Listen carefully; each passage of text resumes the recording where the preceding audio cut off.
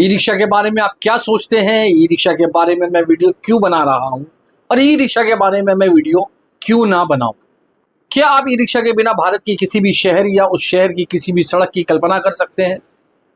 E rickshaw traffic jam का कारण है या रोजगार का सबसे बड़ा जरिया? हमने कई लोगों को भड़ास निकालते सुना है कि ई रिक्शा के कारण सड़कों पर जाम बढ़ गया है। याद कीजिए, जब ई रिक्शा नहीं थी तब भी सड़कों पर जाम था और उतना ही ज्यादा आज जाम है, तो इस वजह से कि कहीं और काम नहीं है। भारत की सड़कों पर ई रिक्शा के बढ़ने के संबंध सीधे सीधे बढ़ती बेरोजगारी से है। एक बार इस सवाल पर आ जाइए कि सड़कों पर ई रिक्शा की संख्या क्यों बढ़ी है। केवल महानगरों में नहीं, शहरों से लेकर कस्बों और गांवों में ई रिक्शा की संख्या क्यों बढ़ती जा रही है? क्योंकि रोजगार नहीं है। खासकर कोविड के बाद आपने नोटिस किया होगा कि हर शहर में ई रिक्शा की संख्या बढ़ती गई है। वक्त आ गया है कि ई रिक्शा को रोजगार का राष्ट्रीय पहचान घोषित कर दिया जाए, बल्कि इसे राष्ट्रीय रोजगार कहा जाए। रोजगार का नया चेहरा ई रिक्शा। इसमें कोई शक नहीं है कि ई रिक्शा के कारण सड़कों पर भीषण समस्या बढ़ गई है, लेकिन इसमें भी कोई शक नहीं है कि ई रिक्शा के कारण रोजगार भी मिलने लगा है। इस पर अध्ययन होना चाहिए कि आज भारत का आईटी सेक्टर ज्यादा रोजगार देता है या ई रिक्शा सेक्टर दे रहा है। किसी की नौकरी चली गई तो ई रिक्शा चला रहा है, किसी को नौकरी नहीं मिल रही है तो ई रिक्शा चला रहा है, किसी को दिहाड़ी कम मिल रही है तो ई रिक्शा चला रहा है, किसी को सैलरी कम मिल रही है तो वो काम छोड़कर ई रिक्शा चला रहा है। अलग अलग कारणों से लोग ई रिक्शा चलाने लगे हैं। सड़कों की पहचान अगर किसी एक वाहन से है तो वो है ई रिक्शा। ई रिक्शा ने हमारे शहरों की पहचान बदल दी है। ये छोटा सा वाहन भारत की आर्थिक नीतियों की नाकामी के कारण पसरता जा रहा है, लेकिन अपनी क्षमता से ज्यादा भारत की अर्थव्यवस्था में माल ढोकर और रोजगार देकर योगदान भी कर रहा है।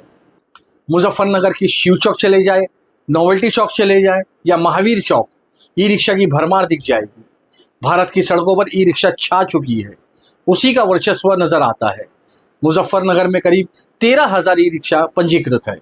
आगरा में इसकी संख्या इसी के आसपास बताई जाती है।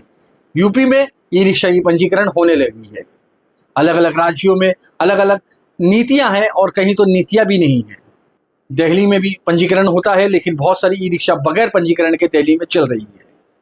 कई शहर में यही सुनने को मिलता है कि इतनी ई रिक्शा आप सड़कों पर पंजीकृत तरीके से देखते हैं, उससे कई गुना ई रिक्शा उस शहर में चल रही है। वैध और अवैध के बीच बाटी ये ई रिक्शा आज भारत की युवाओं को वैध तरीके से रोजगार देने लगी है। चाहे जैसे भी हो, आसानी से उपलब्ध हो जाती है बेरोजगारी के इस दौर में। इसके लिए ई रिक्शा की तारीफ होनी चाहिए।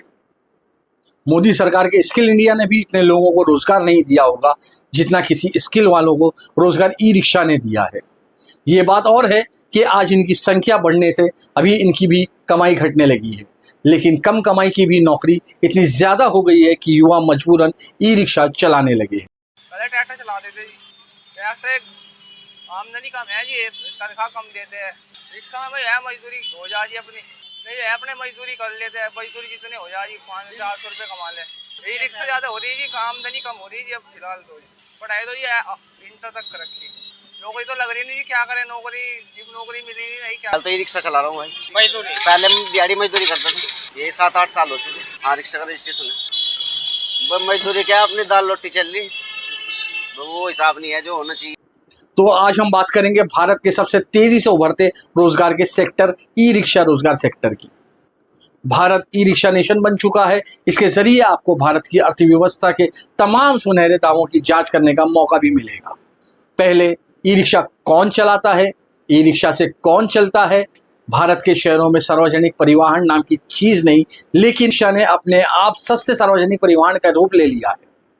वक्त आ गया है हम ई रिक्शा को सरकारी योजनाओं में शामिल करें, सार्वजनिक बहस का हिस्सा बनाएं, इसकी तकनीकी क्षमता में सुधार करने की दिशा में काम करें और सड़कों पर चलने की सही नीति बनाएं, ताकि ई रिक्शा चलाने वालों को हफ्ता ना देना पड़े और ताने ना सुनना पड़े कि इनकी वजह से जाम बढ़ गया है, बल्कि तारीफ हो कि इनकी वजह से भारत में काम मिल गया है। सही नीति और व्यवस्था से इसका संबंध किया जा सकता है, लेकिन रोजगार की इस उभरते सेक्टर की बात पहले होनी चाहिए। अगर आप दर्शकों में कोई ई रिक्शा चलाता है तो आप इस वीडियो को खुद भी देखिए और दूसरे साथियों को भी दिखाइए। अगर आप नहीं चलाते हैं ई रिक्शा तो ई रिक्शा को सलाम भेजिए, जाम के लिए लानत नहीं। जैसे ही आप सोचेंगे कि भारत के युवा ई रिक्शा चलाने के लिए क्यों मजबूर हो रहे हैं, आपको जवाब मिलना शुरू हो जाएगा कि टेलीविज़न पर हिंदू मुस्लिम की बहस क्यों ज़्यादा दिखाई दे रही है। इसका जवाब भी मिलेगा कि 10 साल में हम रोज़गार के बहुत अच्छे सेक्टर विकसित नहीं कर पाए। कम से कम कमाई के सेक्टर पैदा करने वाला देश बन गया है भारत। होम डिलीवरी के लिए दौड़ती सड़कों पर मोटरसाइकिल देखिए या फिर आपके घर के सामने खड़ी ई रिक्शा। भारत की जवानी के पास आज यही दो सबसे बड़ा रोजगार का साधन है। ई रिक्शा का सेक्टर सरकार के कारण पैदा नहीं हुआ, बल्कि बेरोजगारी के कारण अपने आप ही पैदा हुआ है, लगातार पसरता जा रहा है। ई रिक्शा ने केवल दूसरे शहर में पलायन करने वालों को रोजगार नहीं दिया, बल्कि अपने ही शहर और गांव में लोगों को रोजगार दे रही है। फिर भी इसकी कोई संख्या नहीं होनी चाहिए कि भारत में इस वक्त कितनी ई रिक्शा चल रही है, कितनी कंपनियां हैं जो ई रिक्शा बनाती है और कितनी कंपनी है जो इसके पुर्जे बनाती हैं। इन सब का एक पोर्टल होना चाहिए और अलग से ई रिक्शा मंत्रालय होना चाहिए। मंत्री का नाम ई रिक्शा मंत्री होना चाहिए। हमने कोशिश की कि कुल संख्या पता चल जाए कि भारत में इस वक्त सड़कों पर कितनी ई रिक्शा चल रही है। हम सफल नहीं हो पाए। एक पुरानी मीडिया रिपोर्ट मिली 2022 में फाडा यानी federation of automobile dealer association ने एक आंकड़ा जारी किया था। उस साल ऑटो रिक्शा से ज़्यादा ई रिक्शा की बिक्री हो गई थी। 2,49,000 ई रिक्शा बिक गई। सरकार को ये आंकड़ा जारी करना चाहिए कि पिछले 5 वर्ष में खासकर कोविड के बाद कितनी ई रिक्शा बिकी है, ई रिक्शा से कितने लोगों को रोजगार मिला है और उसमें जो ई रिक्शा चलाते हैं वो दूसरे सेक्टर से बेरोजगार होकर आए हुए युवा कितने हैं। इसकी संख्या हमारे सामने होनी चाहिए। भारत के तमाम शहरों की सड़कों और गलियों में आज अगर किसी एक वाहन का राज है तो वो है ई रिक्शा। ई रिक्शा के कारण आज लखनऊ से लेकर पटना, मुजफ्फरनगर से लेकर आगरा, आगरा से लेकर अलीगढ़, अलीगढ़ से लेकर दिल्ली की सड़क एक जैसी दिखाई देती है। इन शहरों के बीच के इतिहास को लेकर भले आप फर्क कर सकते हैं, मगर ई रिक्शा ने इन सभी का वर्तमान और चेहरा एक जैसा बना दिया है। हर शहर में अगर कोई चीज़ कॉमन है तो वो है ई रिक्शा। बल्कि सड़कों के ऊपर अलग अलग ब्रांड की कारें आर्थिक असमानता के अलग अलग स्तर का दर्शन कराती है, लेकिन ई रिक्शा के देखते ही एक वर्ग की आर्थिक समानता दिखाई देने लग जाती है। हो सकता है आपके सामने से गुजर रही मर्सिडीज, इनोवा या निक्सॉन दिखाई ना दे, लेकिन ऐसा हो ही नहीं सकता कि आप सड़क पर खड़े हो और आपको ई रिक्शा दिखाई ना दे। हर ई रिक्शा एक जैसी दिखती है, लेकिन ई रिक्शा बनाने वाली आज इतनी कंपनियां हैं कि उनके बारे में पता करने जाएंगे तो खुद ही ई रिक्शा बनाने लग जाएंगे, चलाने लग जाएंगे, घर नहीं लौट पाएंगे। 2010 से ई रिक्शा का आगमन शुरू होता है। उसके पहले याद कीजिए क्या तस्वीरें आप देखते थे, किस तरह की खबरें पढ़ते थे। नगर निगम का अभियान चलता था, हर साल सड़कों से साइकिल रिक्शा उठाई जाने लगी थी, जब्त हो जाती थी। लाइसेंस के नाम पर पैडल रिक्शा को उठाकर निगम के अफसर कहीं बांध आते थे। पैडल रिक्शा या साइकिल रिक्शा को तब सम्मानित नज़र से नहीं देखा जाता था, कमज़ोर की सवारी मानी जाती थी और चलाने वालों को कमज़ोर समझकर कोई भी हाँक लेता था। आज ये समय बदल गया है। सड़कों पर ई रिक्शा की तादाद इतनी बढ़ गई है कि वो इसकी ताकत में बदल गया है। ई रिक्शा अपने आप में किसी भी शहर में एक मजबूत वोट बैंक बना है। आप इतनी आसानी से ई रिक्शा पर हाथ नहीं डाल सकते जितनी आसानी से पैडल रिक्शा चलाने वालों को हाँक दिया जाता था। तब उनकी संख्या कम होती थी, मगर अब ई रिक्शा की संख्या हजारों में है, किसी किसी शहर में उससे भी ज़्यादा बढ़ गई है। साइकिल रिक्शा पर काम करने वाले राजेंद्र रवि ने कहा है कि लंबे समय तक सरकारों ने बहुत कोशिश की कि साइकिल रिक्शा सड़कों से गायब हो जाए, लेकिन कामयाबी नहीं मिली। उनका ये काम ई रिक्शा के आते ही अपने आप हो गया। आज साइकिल रिक्शा लुप्त होती जा रही है। साइकिल रिक्शा चलाने वाले ई रिक्शा चलाने लगे हैं और ई रिक्शा चलाने वालों में नए नए क्षेत्र से युवा भी आने लगे हैं। भारत में बेरोजगारी बढ़ गई है। इसका सबसे बड़ा प्रमाण है भारत की सड़कों पर ई रिक्शा की संख्या का बढ़ना। ई रिक्शा की पार्किंग और चार्जिंग भी एक सहयोगी रोजगार का अलग केंद्र है। ई रिक्शा के पुर्जे बनाने के रोजगार पर अलग से अध्ययन और बात होनी चाहिए। ये सेक्टर आज काफ़ी बड़ा हो चुका है। इसे अब ऑर्गेनाइज सेक्टर के रूप में देखने की ज़रूरत है। सड़कों पर आप ई रिक्शा को चलते हुए देखिए और ई रिक्शा से बची हुई सड़क को देखिए। ई रिक्शा से बची हुई जगह ही दूसरी गाड़ियों के लिए एक सड़क कही जा सकती है। ई रिक्शा के भीतर बैठे लोग महंगाई के बोझ से दबे हुए नजर आते हैं। इन लोगों की कमाई यानी इस सवारी की कमाई लगातार घटती जा रही है, तो इनके लिए ऑटो विकल्प नहीं है। ई रिक्शा ही एकमात्र साधन है इस सेगमेंट में। सवारी की संख्या बता रही है कि 10 साल में मोदी राज में कितनी बड़ी संख्या में लोग आर्थिक तरक्की से तथा कथित एक्सप्रेसवे से उतार दिए गए हैं। ऑटो चलाने वालों के लिए कम दूरी का बिजनेस घट गया है। यही कारण है कि ऑटो रिक्शा और ई रिक्शा के बीच कभी कभी टकराव हो जाता है। दिल्ली में मेट्रो स्टेशन या रेलवे स्टेशन के बाहर जाकर देखिए, ऑटो और ई रिक्शा की होड़ देखने लायक होती है। इस होड़ ने ई रिक्शा चलाने वालों को, ऑटो रिक्शा चलाने वालों को क्रिकेट के बल्लेबाज बना दिया है। वो हर सवारी को विरोधी टीम की तरफ से आती हुई गेंद की तरह देखते हैं, नजर गड़ाए हुए रहते हैं, कब रोक लेना है, कब कैच कर लेना है, कब शॉट लगाना है। उत्तर प्रदेश सरकार ने कुंभ मेले के लिए ई रिक्शा का एक ऐप शुरू करने का फैसला किया। ऐसी खबरें छपी है जिनमें लिखा गया है कि श्रद्धालु की सुगम, सुरक्षित और सुविधाजनक यात्रा के लिए योगी सरकार कटिबद्ध है। यानी ई रिक्शा सुगमता, सुरक्षा और सुविधा इन सब का प्रतीक बनता जा रहा है। ई रिक्शा पर इस वीडियो के लिए हम मीडिया में छपी खबरों की तलाश कर रहे थे।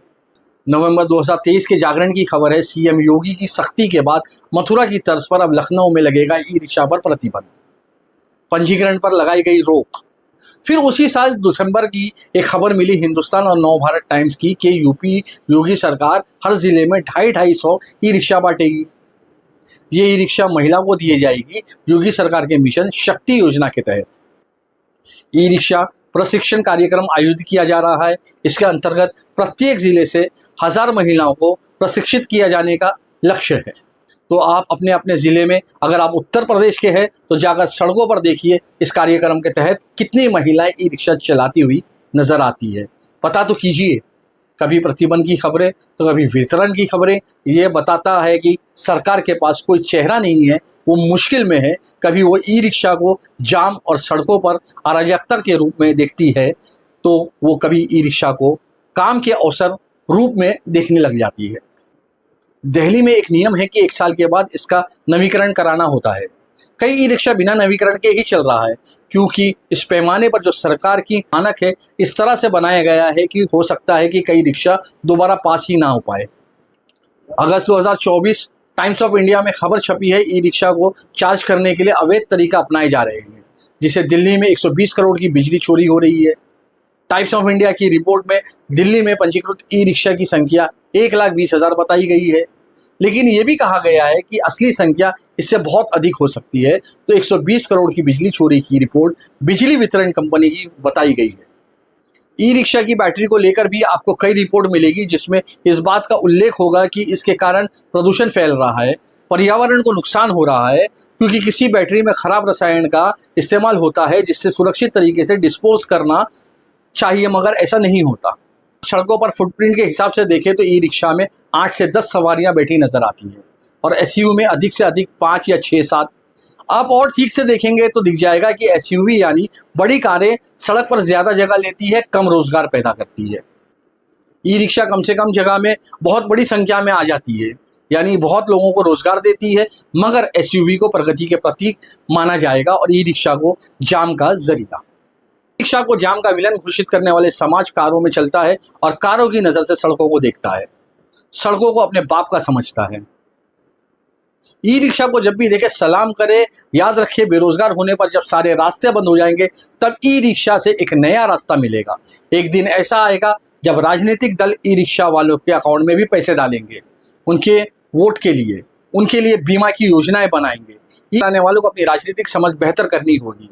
अगर उन्हें सड़क पर अधिकार चाहिए, जगह चाहिए, तो प्रशासन और राजनीतिक दलों से ठीक से संवाद करना होगा, वरना उनके कारण जो जाम लग रहा है सड़कों पर जो अराजकता फैल रही है, एक दिन अमीर और मिडिल क्लास के दबाव के कारण उन पर भयंकर हमला होने वाला है। ई रिक्शा हटाओ अभियान चलने वाला है। शहरों को साफ करने के अभियान में ई रिक्शा को सड़कों से ही साफ करने का अभियान शामिल हो जाएगा। तो ऐसी स्थिति ना आए, इसलिए जरूरी है कि एक सुरक्षित रास्ता निकाला जाए। ई रिक्शा भी अपनी तरफ से नियमों के प्रस्ताव पेश करे, नियमों का पालन करे। मर्सिडीज चलाने वाले वैसे भी भारत छोड़कर जा रहे हैं, अमेरिका में बस रहे हैं, तो वक्त आ गया है कि ई रिक्शा को ही इंडिया का मर्सिडीज घोषित कर दिया जाए। शुक्रिया दोस्तों, मैं मलिक फरीदी, खबर एक्सप्रेस न्यूज़।